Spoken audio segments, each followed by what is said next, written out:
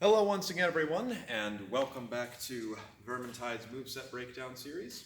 Now, before we begin, I just want to give another big thank you to all the people that have been showing support by commenting and having back and forth about the various moveset, etc., providing theories for why things may be certain ways. I really like interacting with you guys, so thank you very, very much. And for those of you that have been asking for gameplay, while I do not have the ability to stream or really record or anything like that, my buddies that I play with over at Celtic Curse Gaming, we recently tackled the we recently tackled the newest Chaos Wastes update, and we recorded our kind of first gameplay. So if you'd like to go ahead and see that, I've put a link to the videos and the channel down in the description. There's also some other funny vids on there. We're a decently entertaining bunch.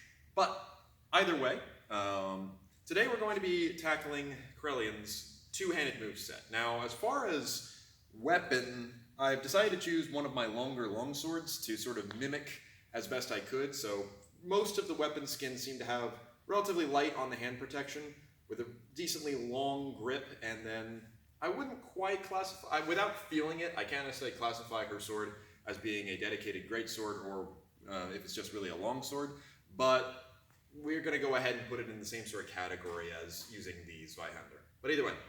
So for this, Karelian Stance is quite interesting. So in first person, you're going to see it just kind of hanging out here as you normally do, but in the third person, she's going to be taking this stance. Now, this stance exists in many different sword styles.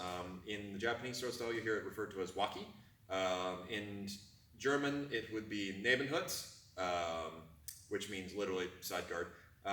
In regards to Italian, it would be corolonga, long tail, which is personally my favorite, and so I'm going to be using that. But either way, it's a relatively open position with your long edge pointed down and the sword just kind of held back behind you. Now, it doesn't necessarily look all that useful at first, but what you're essentially doing is you can very easily transition into many different positions from here, and then of course you have your sword on the side of your back foot so you can bring it forward with great strength. I actually personally fight out of this position a decent amount. It's one of my favorite guards to come in and mess with people with. And as long as you use your distance, you're not really in a ton of danger. So first off, cool. I really like the differentiation that she's keeping the sword low. That's where things get a little bit odd, though. So in regards to her attacks, there is a stark difference between her first person and third person animation. So we'll go ahead and start off with the first person, as that's the simplest. I don't know if this was intended to be a reference, but we'll come back to it. What she's going to do is she's going to start off with a rising cut from right to left, so boom, and then follow that with a cross hands rising cut from left to right. And that's just going to be her pattern. So it's going to be 1, 2, 1, 2, 1, 2. Very simple, pretty good structure, honestly. Of course, a little bit sheerer on this angle as crossing your hands does make it a tiny bit more difficult, but not too bad. And she'll just mow her way through crowds. A nice detail I find when I was playing around with it was that more often than not, the cross hands one got caught on things more often than not and didn't cut all the way through. I don't know if I was just having odd luck that day or what have you, but as far as cuts to do, this one can be relatively difficult, and coming from below, you have a higher chance of catching on, even though a couple people have been talking about, like, cutting at the exposed bellies of the Chaos Warriors, you do still have to deal with the fact that it may catch in the rib cage or catch on that, armored brassiere that Nurgle seems to, give standard to his followers. Welcome to Nurgle, here's your sequin jacket. But anyway, from there she's just going to 1, 2, 1, 2, and seems to skate around a decent amount with the cuts, so she's really powering them. Now, like I said, I don't know if this was intended to be a reference, but what it reminded me of immediately was the opening scene of the Lord of the Rings trilogy. So if you can't recall, the first battle that they showcase features I believe they're from Mirkwood, either way, the elves standing in formation with their two-handers, which also don't have significant hand protection and are dedicated two-handed weapons. And as soon as the orc line comes in, their first action is to execute 2 rising cuts in combination and just kind of keep that going for as long as they can. From there, it then degrades, but that's what it kind of immediately reminded me of. I don't know if that was the intention, but if it was, there's a cool nod, right? But either way, first person makes total sense. Third person is where things get a little trickier with her lights.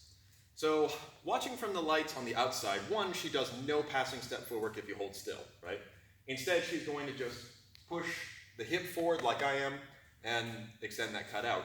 But what's odd here is that after the first cut, she'll bring it around her head and almost back into guard, even if you're clicking it quickly. So even if I'm going like 1, 2, I'll just do that for sake of ease, right?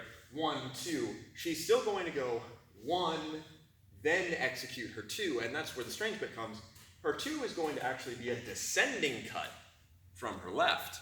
So what that would look like would be 1, 2, 1, 2. Now what's odd about this is when it comes to cutting up and down on the same line, you don't have to do a ton of effort. All I need to do here is 1, turn the hands over, 2. But what she's doing is she's cutting up, partially bringing it back behind her, repowering it, and then using a small advance of the front foot with that cut. So here's that again. 1, 2, and then that just folds back into guard. So I don't know why you've got the difference there, right? I mean, the pattern looks great this way, and you could animate it just like that with no difficulty. That even is using good hip turn. If you want to do the descending cut, you could go 1, 2. Again, no real problem there, but bringing it back around the head, then repowering it looks kind of awkward and slow. It's a very slow sort of pattern from the outside. When from the front, from the first person perspective, it's very quick. I don't know why that's the case. It's very odd. But either way, the other noticeable thing that she does, in once again a difference between first and third person animation, is going to be the heavy. Now, what this is she's going to essentially move into the position of Schlussel. So if you saw my Warden breakdown video, we talked a little bit about Schlussel, but I'll go ahead and go over it again here. Schlussel is a real position. It means the key. And normally you'd be holding with the blade on your arm. However, holding it flat doesn't really change anything too much. Now, what this guard is good for is one big long thrust. Normally the way you would want to employ this would be, I take Schlussel, I fire out a big long thrust with a passing step. Either I'm hitting or someone is forcing to parry, at which point I would follow through with a quick wrist cut to wherever they're open. She does that, unlike the Warden. So what Kerillian will do is from this guard, she'll actually flip the blade onto the crook of her arm, and this is where the difference in animation comes up. In first person, it very much looks like she releases with her left hand, or opens it very, very loosely. And then when she does her thrust, she's doing it one-handed. Now, I don't know where this other hand goes. I watched the animation quite a few times, but it just seems to kind of disappear, and she just thrusts straight up, straight down. Not necessarily a terrible thing, just a little strange that you take this very powerful position and then fire out a one-handed thrust. Now, if she were doing something along the lines of a flung thrust, where you take your hand and go ahead and keep it back, right, then that would make sense, as you think you know my range, suddenly you don't.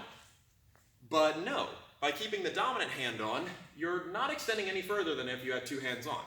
So it's a little strange. In third person, however, this doesn't happen. In third person, she is definitely taking Schlussel, and then will extend out just as I am doing here. Just boom, back to guard. So, bit of an odd one. Really cool move to see, but I don't know why in first person it looks like she takes her hand off. It could just be they couldn't figure out how to make the animation look right, or something along those lines. You know, a theory we've been talking about in the comments has been, okay, sometimes we've got to forego logical animation for sake of visual, right? And if we assume the camera's in the neck, which I believe it is, right, my arm would be blocking that. So by taking this arm off, you're allowing them to see the motion more clearly. That very well could be it. That's my hypothesis at least. But go ahead and let me know what you think in the comments below. But in third person, like I said, she forms a great Schlussel, fires out a great turning thrust, and that's pretty much your heavy, right? So altogether, not a complicated series of moves. You've got lights, heavy. And it's cool to see a thrust, especially if you can nail it just right and pop a Chaos Warrior in the face. Love it. But apart from that, her block is just going to be another hanging point, nothing crazy. And that's pretty much it. Nothing terribly out of the ordinary, just unique compared to her compatriots, right?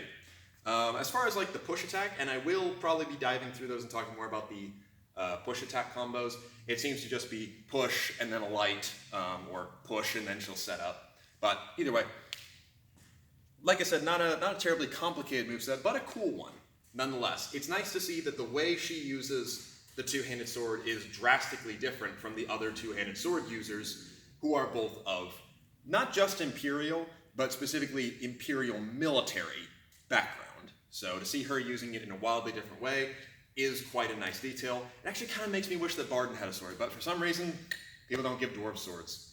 But either way, that's going to be our moveset. Bit of a smaller video today, but we didn't have a ton to cover. Thank you all once again very much for the support. I greatly appreciate it. And if you want to watch some gameplay, go check out Celtic Curse Gaming. We'll see if I can't drag them into the Chaos Wastes a couple more times. But either way, thank you all very much. We'll go over some other movesets another time.